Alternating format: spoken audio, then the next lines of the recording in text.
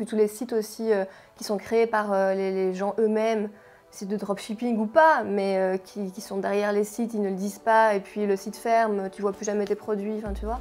Tu fais la propre pub de ton propre site, tu ne dis pas que c'est ton site, c'est fatigant, c'est épuisant, ça a terni notre image de créateur de contenu, tu vois. Comme j'ai dit, moi j'ai fait un post LinkedIn après cette émission parce qu'on a entendu, oui, grâce à certaines agences de télé-réalité, au candidat de télé-réalité, le métier d'influence a été créé. Pardon? Mais les agences se sont créées en 2016. On a commencé, comme on l'a dit, moi en 2012, mes premiers partenariats en 2014. Bon, d'où ils ont créé l'influence, les candidats de télé-réalité. Non, ils ont gâché l'influence.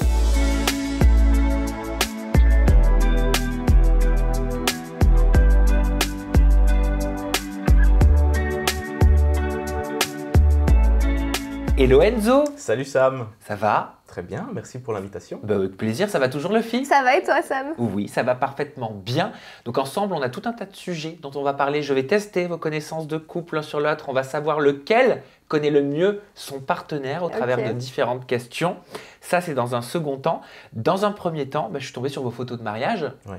Parce que depuis qu'on s'était vu... Bah oui, en 2018, après on s'est mariés en 2020. Voilà, il y a eu forcément le confinement. Et en 2020, attends, c'était confinement en 2020? Oui, on en a fait les frais pour notre mariage. On va t'expliquer tout ça. Mais oui, mais alors comment ça s'est passé? C'est-à-dire que vous deviez vous marier plus tôt?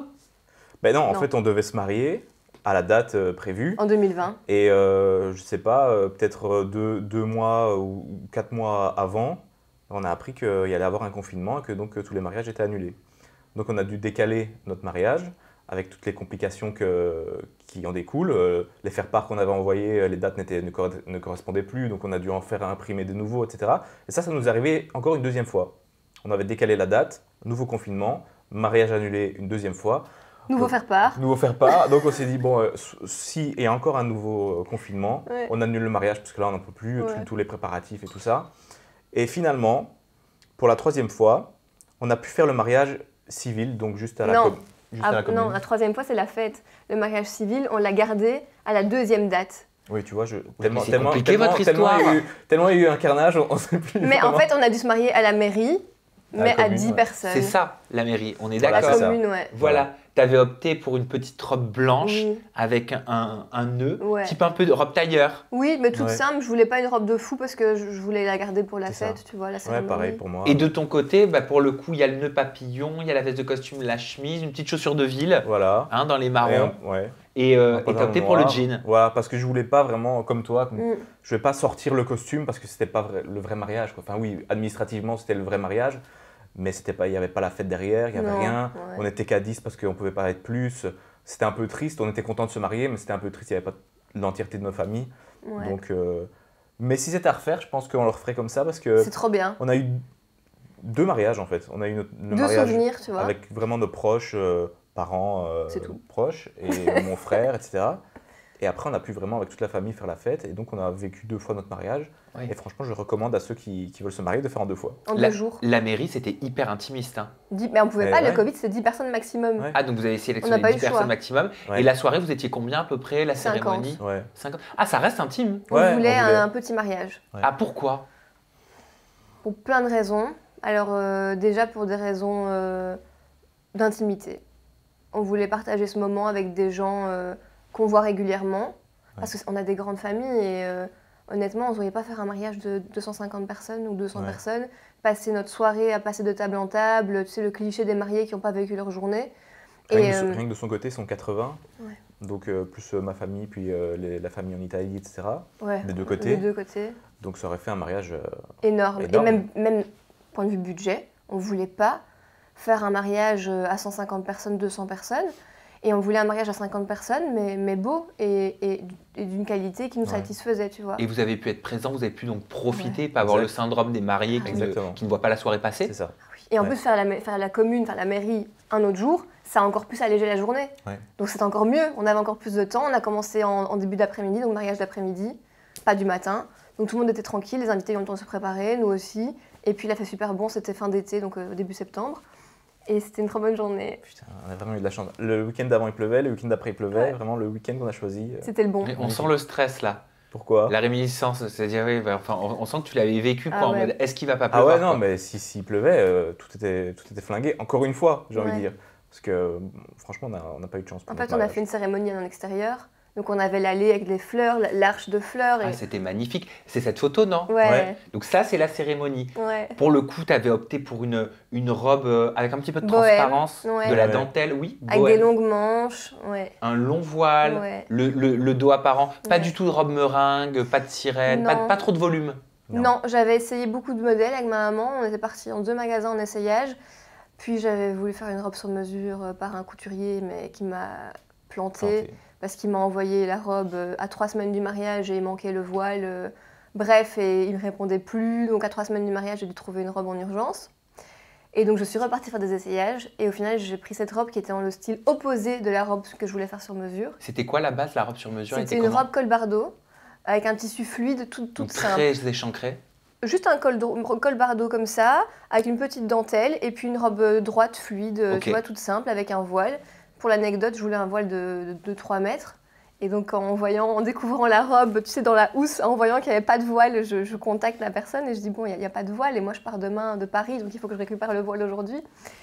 Et je reviens à l'hôtel, je vois qu'il y a un paquet pour moi avec un voile de 50 cm. Commandé sur Amazon.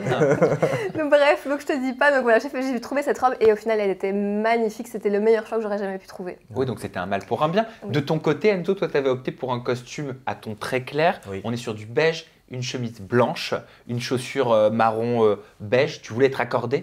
Alors justement, on voulait être accordé, mais on s'était lancé le défi, on a respecté la Ouais. tradition, que je ne savais pas ce qu'elle allait mettre et elle ne savait pas ce que j'allais porter. Ah, vous vous êtes découvert. Donc on s'est Ouais. découvert au moment de la cérémonie et on aurait pu très bien être complètement pas sortis au final. Lui en noir. Et en fait, le truc qui est marrant, c'est que pour cette première tenue que je voulais faire sur mesure, il avait prévu son premier costume, qui était noir, je ne le savais pas.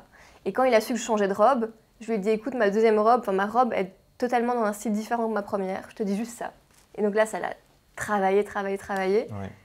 Et il a dû trouver un deuxième costume, et il a trouvé un beige, enfin il a pris un beige. Et donc quand on s'est découvert, mais je me suis dit, mais trop ouf quoi, ça va parfaitement avec ma robe bohème, son costume beige.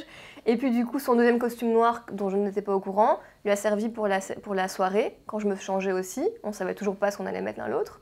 Et on s'est vu, costume noir, robe de soirée, ça allait trop bien aussi Ouais. ensemble. Comme ça. Ouais. Ouais. On est d'accord, mais j'ai chopé les bonnes photos. Hein. Ouais. C'est parfait que notre discussion. Oui, alors là, pour le coup, c'est le fameux costume noir que tu avais prévu de mettre à la cérémonie, mais que tu as choisi de porter pour la soirée, Enzo. Exact. Et de ton côté, j'imagine que pour être un petit peu plus à l'aise, tu as essayé de trouver une robe dans le même style, Oui. mais plus décontractée, entre Oui, guillemets, plus pour pouvoir légère. profiter et danser. Sans traîne, plus légère et un peu festive avec des petits strass dessus. Et pareil, on était trop bien assortis Ouais. sans le savoir. Bien joué. C'était un premier test, tu vois. À quel moment, tiens, vous aviez commencé à parler mariage? Parce que si je ne me trompe pas, ça fait 12 ans que vous êtes ensemble. Mm. Ok. Exactement. Donc ça veut dire que vous vous êtes mis ensemble avant que tu sois sur YouTube. Tout à fait, 1 an avant, C'est à béné- l'université. c'est bénéfique. Ouais, Oui, c'est trop bien. enfin, on suppose, parce On qu'on n'a pas suppose. connu le après, mais... Ouais, c'est bien. Et vous étiez à l'université? Ouais. Oui. Mais à quel, vous étudiez quoi? En Non. fait, on était sur le même campus, donc je ne sais pas si c'est pareil en France. C'est une sorte de petite ville où il n'y a que des universités, des étudiants. Et elle était en traduction-interprétation, moi j'étais en médecine. Et on a un ami commun, qui était un ami que je connaissais depuis 10 ans, qui était avec lui en médecine, donc il l'a connu en médecine. Et un jour, il nous a écrit à tous les deux en disant « Je connais quelqu'un qui vient de se séparer, t'irais trop bien avec. » Donc aux deux. Ouais. On se dit « Bah vas-y, présente-nous, tu vois. » Et puis, bah, il avait visé juste. C'est Ouais. ouf. Vous vous souvenez de comment ça s'est fait la première fois que vous vous êtes rencontrés? Ouais. Vous avez tous vos souvenirs? Ouais. Ouais, franchement, Ah oui, ouais. bah oui. C'était comment? Vas-y, explique. Bah, on s'est Pas bien, engueulé, en on s'est fait. pris- Au Non, début, c'était pas bien. On s'est pris la tête. Ouais. Et, Ah bon oui, bah, Ouais. il était au teint et moi, ça m'a saoulé, donc je l'ai vite remballé. Ah bon, Enzo, on était au teint. Ouais, j'étais au teint, oui. Pourquoi? Parce que c'était mon mood de l'époque. Et, Étudiant en médecine? peut-être Ouais, aussi. vraiment, Peut-être il y l'horreur. avait de ça, il y avait de ça à mon avis. Et puis, ouais, donc ça s'est pas bien passé. Et j'ai reparlé à mon pote qui était son pote aussi. Je lui ai dit non, écoute, t'as mal visé, ça va pas du tout entre nous.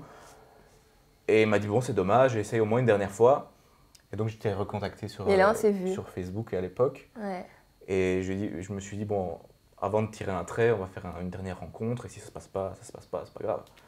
Et ça, là, ça On s'est a vu. super bien matché. Ouais. Je sais pas pourquoi, il y a eu un Un déclic. déclic. Et voilà. Ouais. Mais on s'est mis ensemble hyper rapidement, après quelques jours. Et YouTube, c'était venu combien de temps après? 1 an tout pile. T'y pensais déjà? Non, non, du tout. Non, ça s'est fait vraiment 1 an après. J'étais sur Facebook, sur un groupe, et on m'a dit, fais ton make-up en vidéo pour nous montrer comment t'as fait. Je lui dis, je fais quoi? Je connais pas ce système, mais je le fais, je fais pas, on en a parlé. Je dis, essaye. Voilà. Mais vraiment, il faut se remettre dans le contexte qu'avant, pour moi, YouTube, c'était juste regarder des clips de musique, tu vois. Ou des chats? Ou des chats, mais il n'y avait pas toute l'offre de YouTube qu'on connaît maintenant. Donc, aux USA, un peu de YouTubeurs. Aux USA, un peu. Ouais. Et il fallait parler l'anglais. Mais donc, du coup, ce que tu as fait, c'était vraiment novateur dans le fait de te lancer sur YouTube en tant que francophone. Et comment tu l'as vécu, l'ascension de Luffy dans les premières années? Parce que ça s'est fait quand même rapidement. Ouais. Moi, je l'ai poussée, elle m'en a parlé. Écoute, je voudrais poster des vidéos sur YouTube. Je lui ai dit, mais fonce, vas-y. En fait, j'ai jamais considéré que le partenaire devait être un frein aux objectifs de l'autre avec qui il est, tu vois. Donc, moi, je l'ai toujours poussé. Et quand elle a explosé, j'étais super content pour elle. Et toi, à ce moment-là, tu étais encore en études de médecine? Bon, alors j'ai eu un parcours chaotique en médecine. Si tu veux, j'ai fait jusqu'à ma deuxième. En deuxième, on disséquait des corps. Et donc là, je me suis dit... des vrais corps? Des gens qui ont donné leur corps à la science. Et donc, je me suis dit, je pense pas que j'y arriverai. Donc, j'ai arrêté.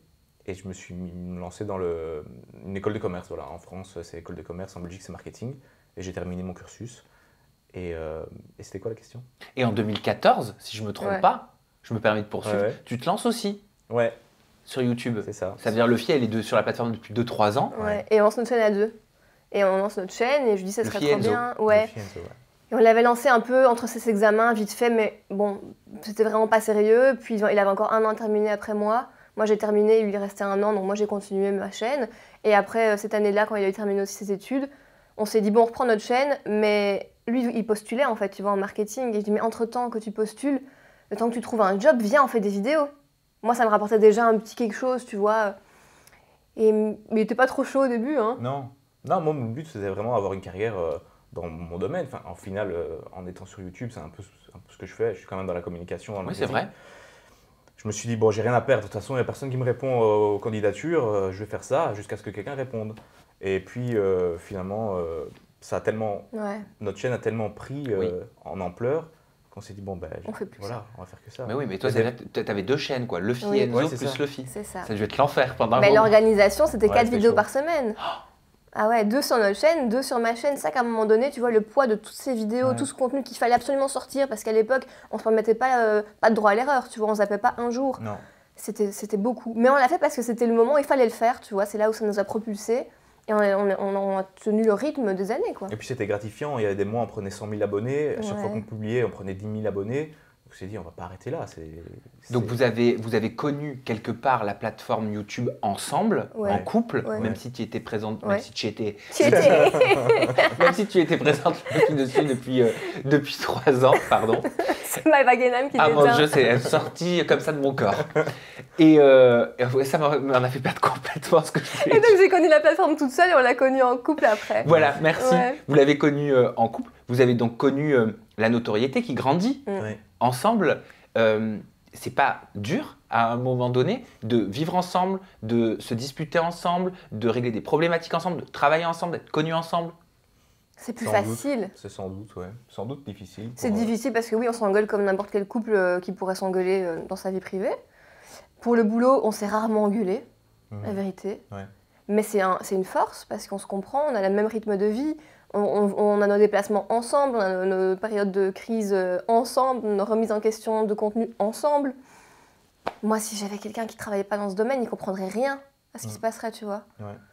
T'imagines comment ça lui expliquer ouais, je dois changer mon contenu, il faut que je recommence tout parce que il y a TikTok, il faut que je repense. Il me dirait. Kezako. Qu'est-ce qu'on s'en fout, tu vois. C'est vrai. Et il n'y a jamais eu de problème d'ego non plus quand on est 2 à être célèbre et à être en couple? Célèbre. Bah oui, célèbre. Ouais. On peut dire célèbre quand même. Je pense que de mon côté, donc Luffy a commencé toute seule. Ensuite, ça a été la chaîne Luffy Enzo.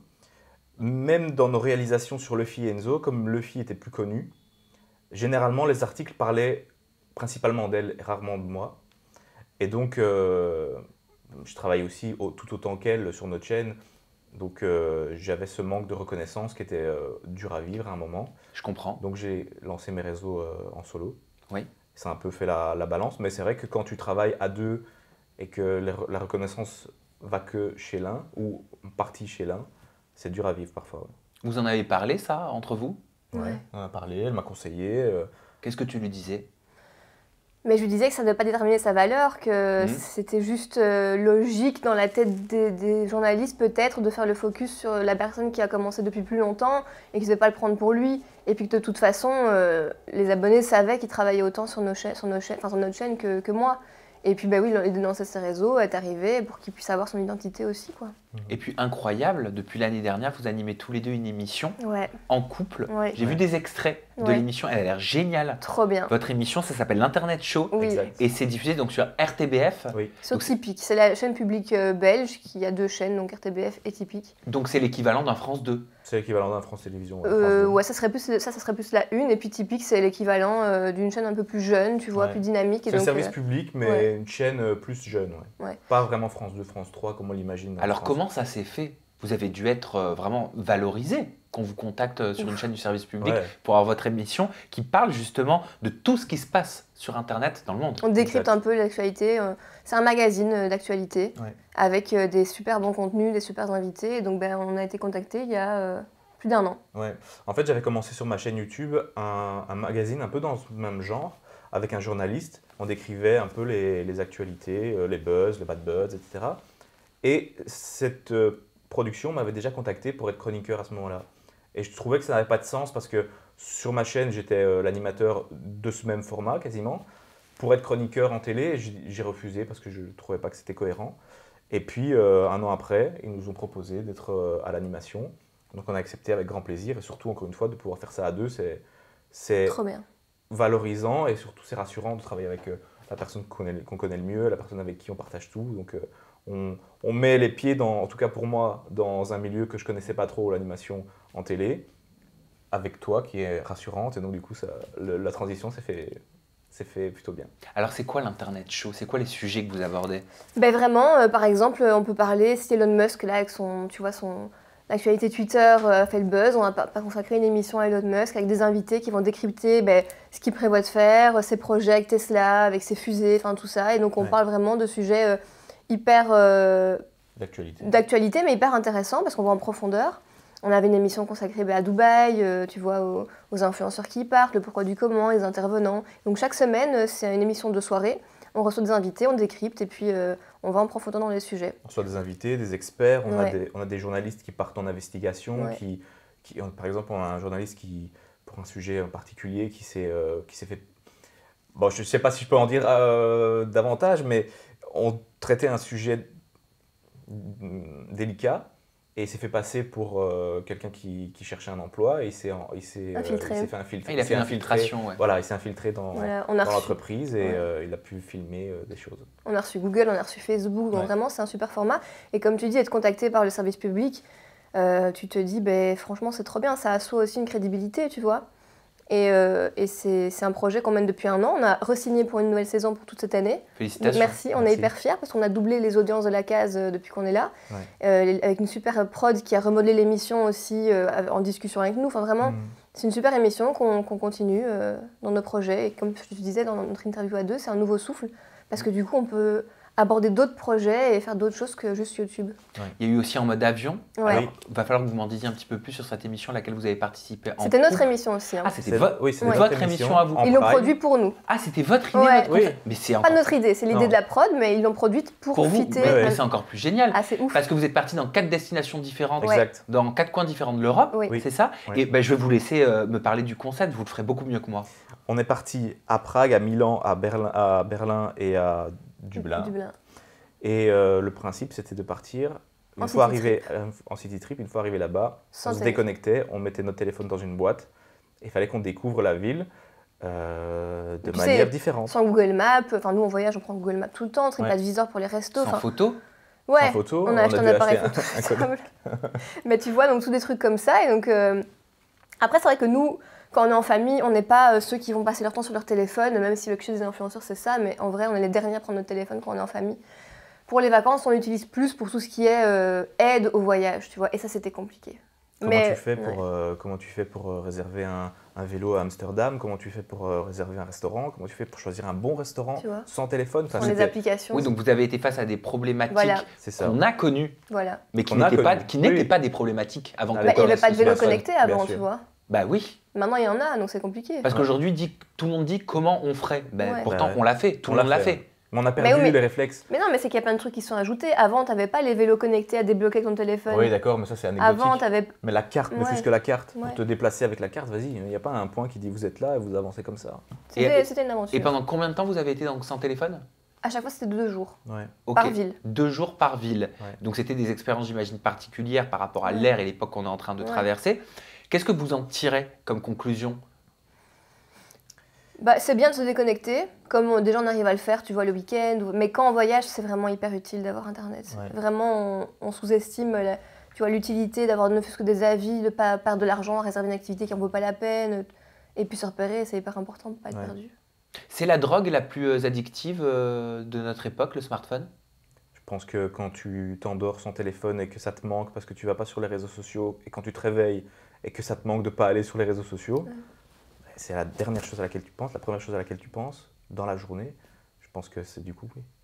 Et vous avez des codes de conduite dans votre intimité, dans votre vie privée, dans votre cocon, dans votre chez vous par rapport au téléphone? Est-ce que vous vous fixez des règles? Parce que vous êtes tout le temps sollicité. Ah oui. Donc le week-end, est-ce que vous êtes tout le temps sur votre téléphone ou est-ce que vous vous dites non, le week-end, je ne regarde pas WhatsApp, je ne vais pas sur les réseaux sociaux? C'est quoi vos règles? Ouais, c'est fixer des règles. Avant, non. Avant, non, mais... On en a fait les frais. Voilà. Parce qu'à un moment donné, on filmait même le week-end. On n'avait plus de week-end. Donc, on faisait le montage tout le temps. On était sur notre téléphone, on répondait aux mails de jour comme de nuit. Et un jour, on en a fait les frais parce qu'on se rendait compte qu'on n'avait plus de vie vraiment de couple, avec des vrais moments off. Et il y a 3-4 ans, je pense, on a arrêté de filmer le week-end. On s'est dit le week-end, c'est le week-end pour tout le monde. On arrête. On voit nos proches, on fait autre chose. Le soir, mais moi maintenant c'est une bénédiction de ne pas regarder mes emails le week-end. Avant j'étais curieuse, tu vois, il y a encore 3-4 ans de voir ce qui se passait dans mes mails. J'en suis encore là. Ah ouais? J'arrive pas, tu vois, j'arrive pas à ne pas regarder mes mails, même avant de dormir, et c'est même la première chose que j'ai encore fait ce matin. Regarder mes emails. Donc comment tu fais? Si vous avez un conseil, je le veux bien. Moi, si vous êtes comme moi, si vous avez besoin, t'arrives pas? Non, elle oui, mais moi non. Alors comment tu fais, Lofi? Comment tu fais le week-end pour dire je ne regarde pas? Pour ma santé mentale, ton cerveau a besoin de moments de déconnexion totale où il n'a pas cette charge et ce poids de devoir penser au travail. Et tu dois te sentir libéré quand tu ne regardes pas. Parce que moi, je me dis, je suis contente d'être vendredi soir et de me dire je regarderai que lundi. Parce que ça a pris tellement une place, tellement un poids dans mon quotidien que j'ai besoin de ces moments où j'oublie le travail. Je comprends. Donc ça veut dire que tu as réussi à te délecter de ce stress potentiel, de te dire « Ah mais ça se fait, je ne vais pas voir quelque chose que je devrais voir ». Ça c'est FOMO, c'est la fear of missing out, c'est la peur de manquer quelque chose. Ok. Et ça c'est un problème de société, on l'a vu dans l'émission justement à cause du téléphone. Mais pareil, quand on part en vacances vraiment off pour nous, je dis à mon agence, les amis, je suis off de lundi à dimanche. Pas de message, pas de WhatsApp, on se reparle dans une semaine. Ok, donc tu leur demandes à ce que, tout ce qu'ils doivent t'envoyer, qu'ils le fassent, ils le reportent un petit peu. Voilà. C'est ça. Okay. On a une plateforme, ils le mettent sur la plateforme, moi je regarderai après et ça fait vraiment du bien. Et toi, pourquoi tu arrives moins à fonctionner comme ça? J'arrive pas parce que c'est excitant d'ouvrir tes emails et de te dire putain, il y a un nouveau projet qui vient d'arriver, je suis emballé par ce qu'on vient de me proposer. Oui, parfois c'est des bonnes nouvelles, parfois c'est des mauvaises. Hein. Voilà, donc là je te parle de la bonne nouvelle. Par contre, effectivement, j'évite de regarder au maximum le week-end ou quand je suis off, parce qu'évidemment, tu le sais, tu ouvres des emails, il y a des emails qui t'énervent, tu as envie de répondre directement, et ça te flingue toute ta journée. Et donc pour ça, j'essaie de ne pas regarder, mais pour le côté excitation prime, tu vois. Et mais donc, tu sais pourquoi? Et ça, je lui dis à chaque fois, parce que ça fait pas autant d'années que moi qui fais ça. Donc moi, vu que ça fait quand même 3-4 ans en plus que lui, il n'est pas encore arrivé à ce stade où il a besoin de cette coupure. Et je pense qu'il est encore dans cette excitation, mais parfois, il voit un aperçu de mail un week-end, je lui dis « Mais pourquoi tu regardes ?» Après, il est énervé toute la journée. Je dis « Tu géreras ça lundi, ils sont quand même pas au bureau, les gens, tu vois? Ça sert à quoi ?» Mais même les notifications, par contre, moi, ce que j'ai réussi à faire, c'est que déjà, j'ai plus les notifications WhatsApp. Oui, non. J'ai décidé que je voulais voir ce que je veux voir quand je le veux. Quand tu décides, pareil. Voilà. Mais moi, ça fait 2-3 ans que j'ai plus aucune notif. Rien du tout. Ah, mais encore moins sur les réseaux sociaux. Ah oui, non, non, surtout de toute façon, ça enlevait la batterie. Oui, Oui, non, non, c'est rien pas du tout. gérable. Rien Voilà. du tout.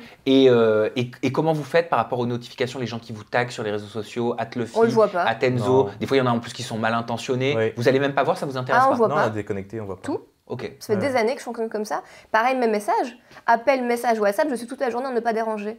Parce que j'ai besoin de ma sérénité d'esprit quand je travaille ou quand je crée mon contenu. Et je regarde quand j'ai décidé. Si on t'a interrompu toutes les 30 secondes, t'es pas bien, ça te crée un stress, tu te sens obligé de répondre. Non. En fait, ce qui est difficile à appréhender, c'est que les gens utilisent les réseaux sociaux, les emails, donc, principalement les réseaux sociaux, comme une source de déconnexion, quelque chose qui les relaxe, qui les apaise en allant dessus. Nous, c'est notre métier. Est-ce que les gens voudraient tous les jours, 24 heures sur 24, être au boulot? Je pense pas. Mais c'est pertinent ce que tu viens de dire. Nous, on vit ça pas comme un moment de déconnexion quand on est sur le réseau. Oui. On vit ça comme un moment de travail. Et donc, justement, on a envie de se délester de ça de temps en temps. Très pertinent, merci là, ça pertine en moi. La pièce elle tombe tout doucement, tu vas y arriver. Exactement. Alors j'étais tombé aussi sur un de vos posts et d'ailleurs vous aviez réagi pour Aja il y a quelques semaines. Je vois de quoi tu vas parler. Eh oui, après le fameux épisode de complément d'enquête Oui. dont tout le monde a beaucoup parlé pendant des mois, encore aujourd'hui, Enzo t'avait posté le message suivant. Si vous avez été choqué par le complément d'enquête sur les influx de télé-réalité, sachez que la réalité est bien pire. Contrairement à ce qu'ils font croire, certains ne sont pas à Dubaï que pour des raisons fiscales. Et oui, à force de créer de fausses entreprises en France pour arnaquer leurs abonnés ou de s'enfuir avec tout l'argent de l'entreprise sans payer d'impôts, il ne faut pas s'étonner que ça pose quelques problèmes pénalement. Rappelez-vous de ceux qui se sont mariés précipitamment en une après-midi, qui sont partis le lendemain à Dubaï et ne sont plus jamais revenus en France depuis. Oui. Pourquoi tu avais dit ça? Et je te pose la question parce qu'il y avait des médias qui ont fait des articles en supposant Voilà, c'est ça. voilà, que tu parlais de certaines personnes. Il y avait des articles qui disaient que tu aurais parlé de Caroline Receveur et Hugo Philippe parce qu'ils se seraient mariés dans la mairie du 16e, si je ne me trompe pas, et qu'ils seraient partis à Dubaï rapidement par la suite.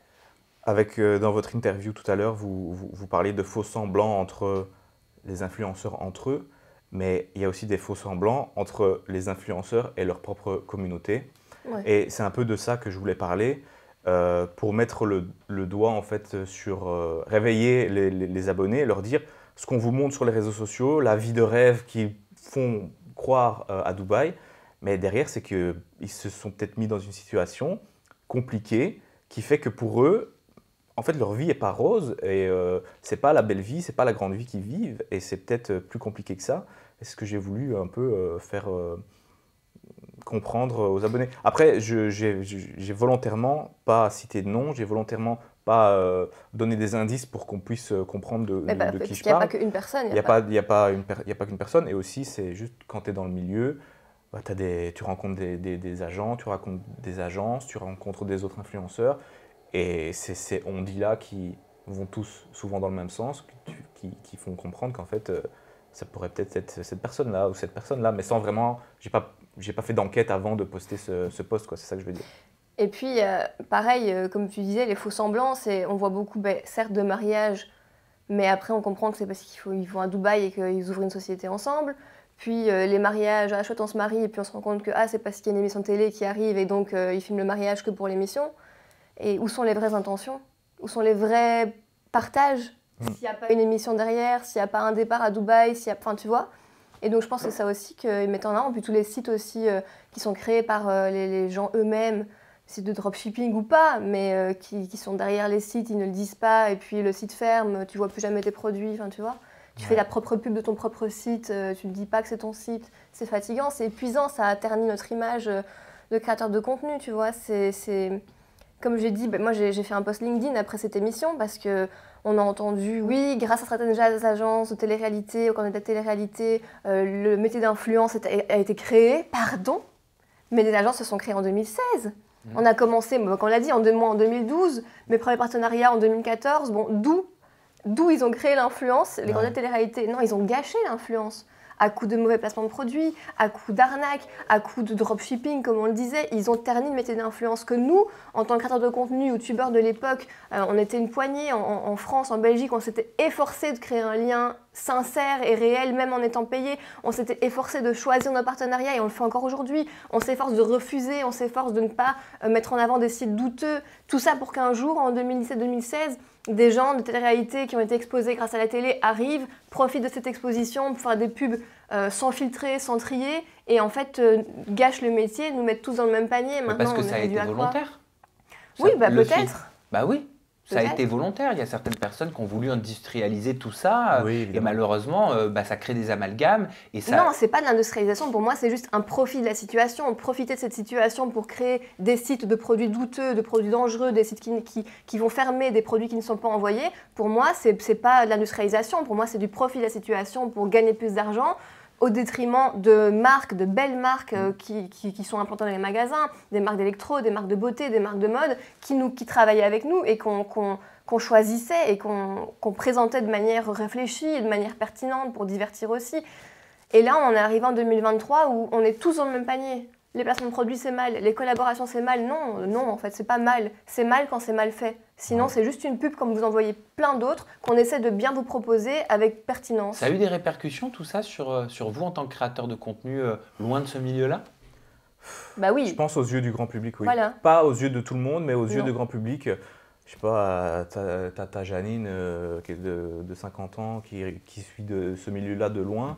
Je pense que oui, influenceur, pour elle, elle ne voit pas la différence entre quelqu'un qui s'est efforcé pendant 2 ans de travailler par passion et puis qui a créé une communauté, et quelqu'un qui, en un week-end, parce qu'il passe à la télé dans une télé-réalité, gagne 500 000 abonnés. Et du coup, il se dit, putain, je ne sais pas combien de temps je vais garder ces abonnés-là. Il faut que je me fasse un max d'argent tant que ça dure. Et ce qu'il faut dire aussi, c'est que quand ils sortent de télé et qu'ils acceptent tous ces partenariats de marques bizarres, douteuses, qui n'existaient pas il y a 6 mois, ils n'ont que ça à proposer. Donc forcément, pour gagner de l'argent, je comprends qu'ils veulent gagner de l'argent, c'est humain, mais ils n'ont que ça, ils ne peuvent pas trier. Donc c'est pour ça qu'ils proposent que ce genre de marque. Mais nous, on reçoit aussi des propositions de marques cheloues.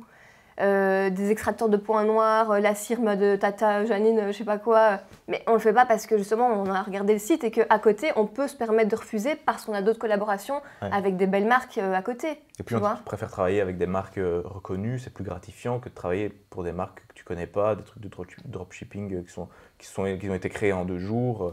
Puis on nous a aussi proposé beaucoup de télé-réalité, on a toujours refusé. Ça c'est encore autre chose. Mais dans l'influence, oui, on voit que les gens sont beaucoup plus virulents aujourd'hui avec tous ces scandales de placement de produits de gens de télé-réalité.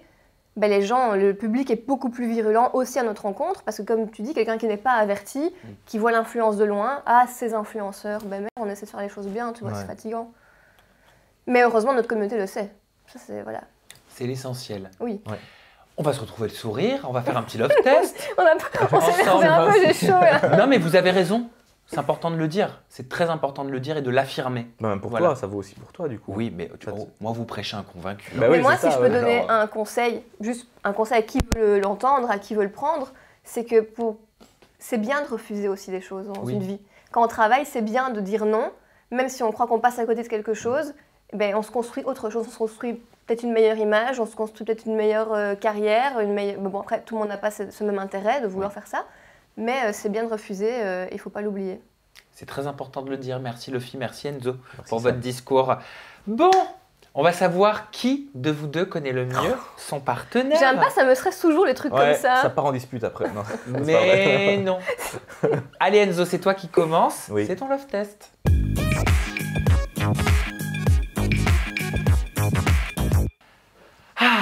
Alors Enzo, quel est le reproche que Lofi te fait le plus souvent?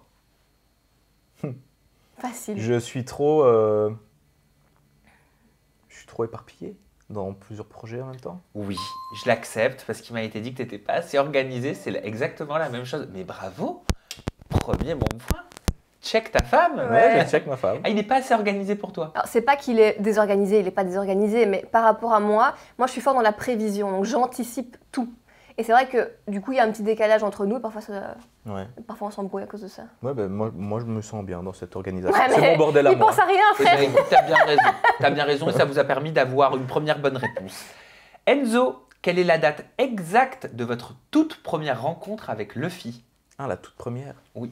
On s'est mis ensemble le 16 mars, donc il faut l'année. C'est 2011. Oui, mais excellent. Mais ça, c'est pas vraiment la vraie date de notre rencontre. C'est s'est une semaine rencontrés avant. une semaine avant. C'est rencontré une semaine Moi, avant. c'est ce que je t'ai une donné semaine comme date. Ah bon, bah, c'est bon alors. Oui, Check. mais c'est le 16 mars Bien joué. 2011 qui m'a été communiqué. Voilà. Bravo. Et oui, ça remonte. Hein. Enzo, quelle est la marque de sac à main que Luffy a le plus dans son dressing? Un des Hermès. Excellente réponse, mais on va aller au sans faute ou quoi là? Peut-être. Oui, oui. Alors on aime Hermès. C'est joli. Bah oui, il faut des. Ils sont magnifiques. Même moi, je les trouve magnifiques. Beau savoir-faire. Enzo, quel est le plus gros complexe de Luffy? Bon, la question, quelle était? Quel était? Ouais. Ah, son petit nez. C'est ça, hein? Ouais. Bah oui. Oui, mais ça t'en as toujours parlé. Ouais. Pour le coup, t'as jamais été complexé d'en parler? Non, pas du tout. Enfin, une fois qu'il était refait. Oui, On voilà. n'a jamais parlé avant. Ouais, sinon, ça- C'est pas avant. sinon, c'est focus sur un truc. Ouais, non, non. C'est incroyable, hein. Pour l'instant, c'est un sans faute. Hein. Enzo, quel est le plat ou la nourriture préférée de Luffy? Des pâtes. Fais réfléchir un peu plus. Ah, un peu plus précisément. J'accepte Non, notre non. proposition parce que tu n'as même pas réfléchi. Non, t'as fait Ah. réfléchir. Des frites. Oui.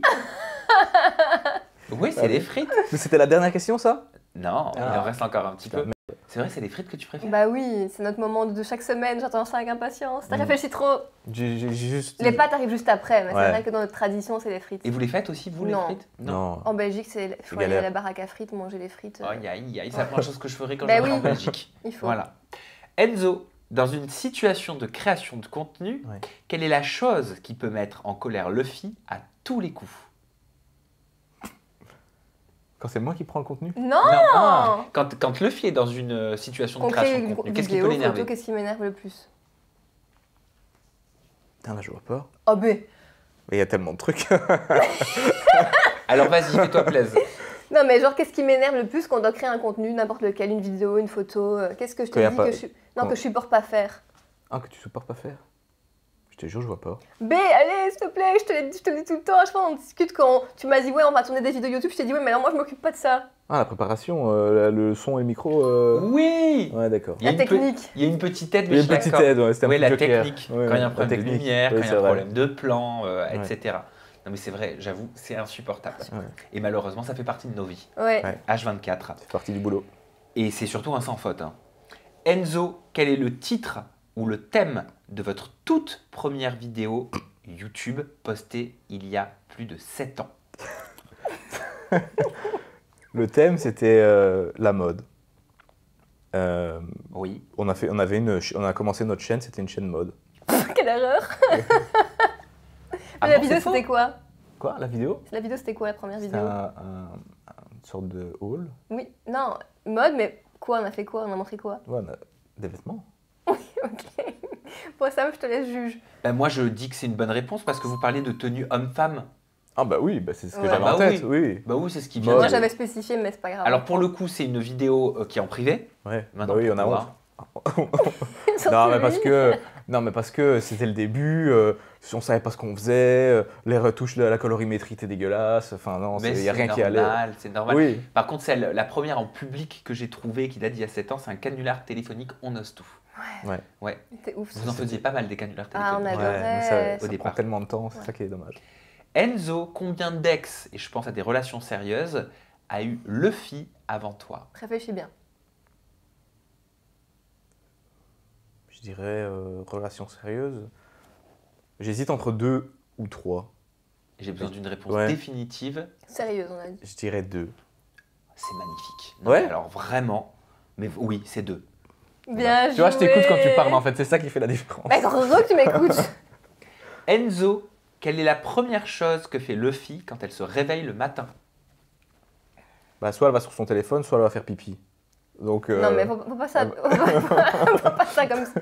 C'est Tu pas vois. vrai, je mets même pas sur mon téléphone le matin quand je me réveille. Ça, c'est toi. tu mets du spray dans ton nez. J'en sais rien, franchement, non, je sais pas. Faire mon café, mais. Ah, bah ouais, bon, d'accord, non, j'ai pas Bon, bon. alors premier point que je peux pas accorder. Ouais, non, ça ouais. va, c'est le premier. Bah oui, c'est le café. Ouais, Bah faut bien se réveiller. ouais hein. mais c'est pas vraiment le premier Mais non, truc. mais je veux pas dire je vais faire pipi, hein. Bah, Mais c'est la première envie, quoi. Ouais, voilà. Voilà. Moi, bah, écoute, mon premier mauvaise réponse. Pas grave, mais. Enzo, Comme si je- en quelle année Luffy a remporté un e-People Choice Awards de l'influenceuse pop culture française de l'année face à un parterre de stars américaines Francophone. francophones? Alors là, moi, pour les années, Je suis vraiment nul. Allez, réfléchis bien. Mais oui, Je dirais 2000. Compte avec les doigts. J'hésite entre 2016 et 2018. Besoin d'une réponse définitive. Ouais. Réfléchis. Ben non, je sais. Réfléchis Merci. où on était à cette Ben, année-là. je sais très bien où on était, mais je suis nul en année. Je dirais 2000. Je vais dire en milieu, 2017.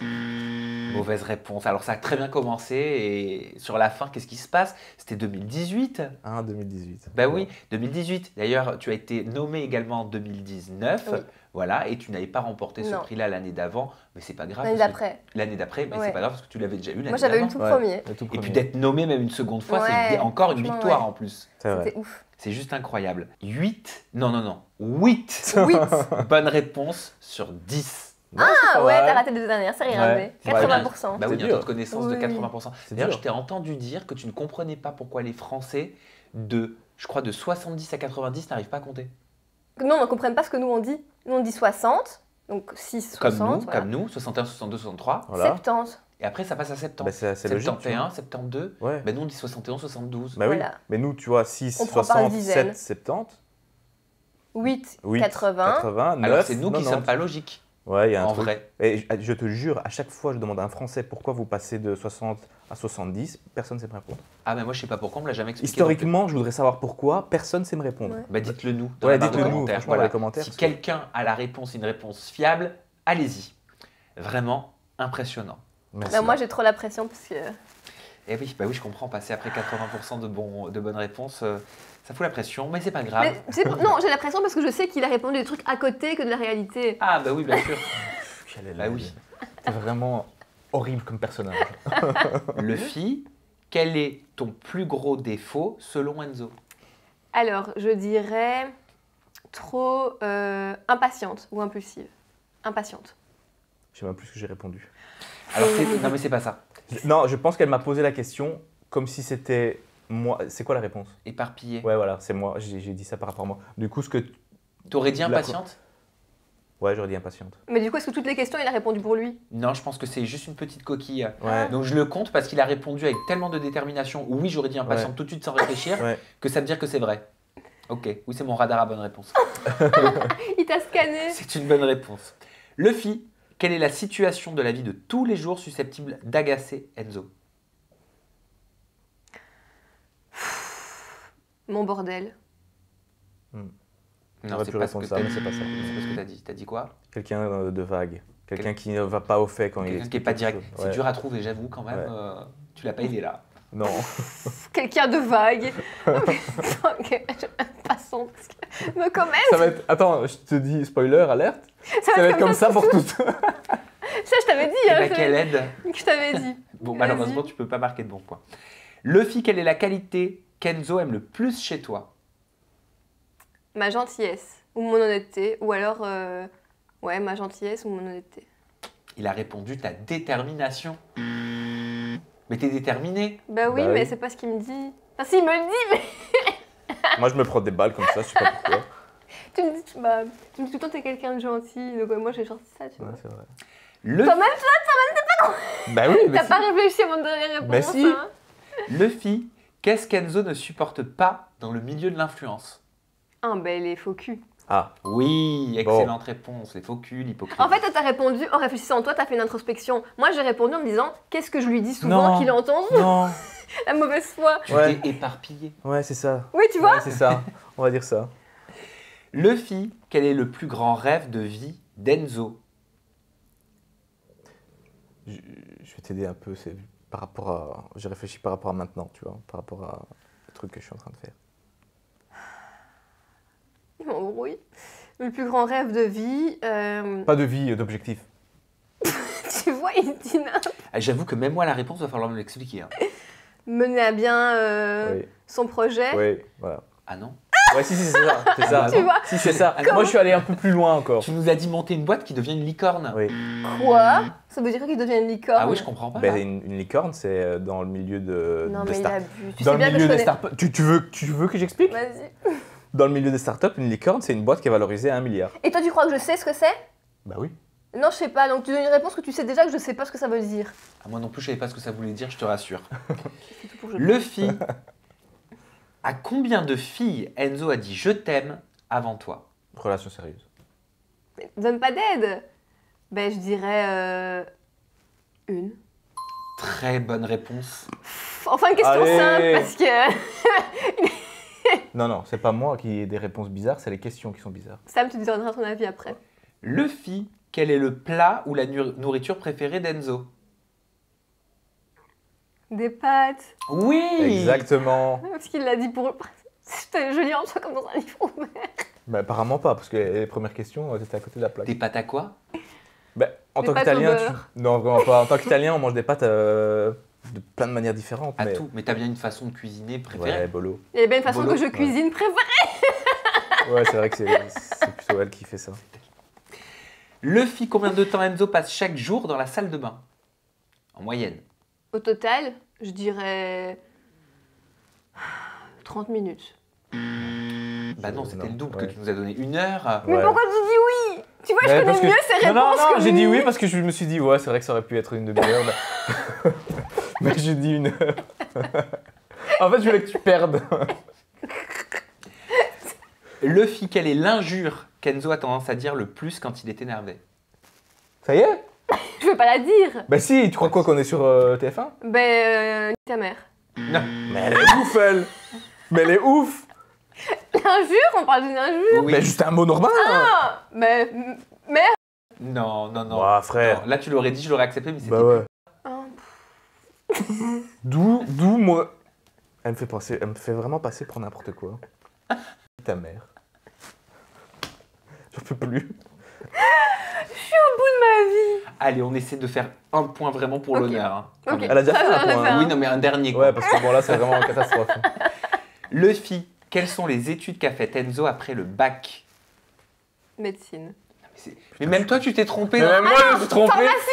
Non, après le bac. Je pensais le bac français. Non, même moi, je me suis trompé. J'ai mis marketing. Mais non, tu nous as dit école de commerce, marketing. Ça, c'est de ma faute. Mais qu'est-ce qui s'est je le prends passé, pour moi, Enzo je le prends Tu pour vois, c'est moi. n'importe quoi. Mais qu'est-ce qui s'est passé? Ça s'est transformé en sketch. Je suis en train de me remettre en Tu te question. rends compte que chaque réponse que je dis, il dit mais oui, j'aurais dû dire ça. Mais oui, C'est en vrai. fait, t'avais raison quand t'as commencé. Tu vois, C'est j'avais vrai. prévenu. J'avais Oui, prévenu. tu vois. Vous êtes tous C'est vrai, témoins. c'est vrai. Bon, Je voulais qu'elle perde. 5 bonnes réponses quand Moi même.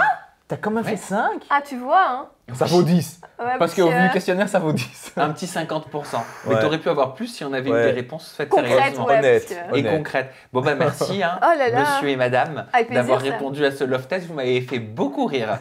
J'ai trouvé hilarant. On peut vous retrouver sur vos réseaux sociaux, vos comptes Instagram. Alors de ton côté, Luffy, c'est Luffy avec 4 Y. De ton côté, Enzo, c'est Enzo Vort avec 2 O, 9 à la fin. Le compte TikTok, c'est Luffy avec 4 Y. TikTok, c'est Enzo Vort avec 2 O et un 9 encore à la fin. La chaîne YouTube en commun, c'est Luffy et Enzo. Et la chaîne YouTube de ton côté, c'est Luffy Makes You Up. Tout à Toujours. fait. Allez, le mot de la fin, je vous l'offre. La cam, elle est là, vous pouvez dire ce que vous voulez. Et moi, je vous dis à très bientôt. Et j'espère que vous avez ri autant que nous, on a ri pendant ce love test. J'ai encore envie de rire.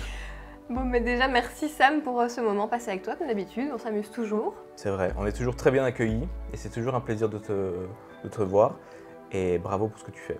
Merci à vous et merci à vous tous de nous avoir suivis. Bye bye, ciao. Bye. Salut!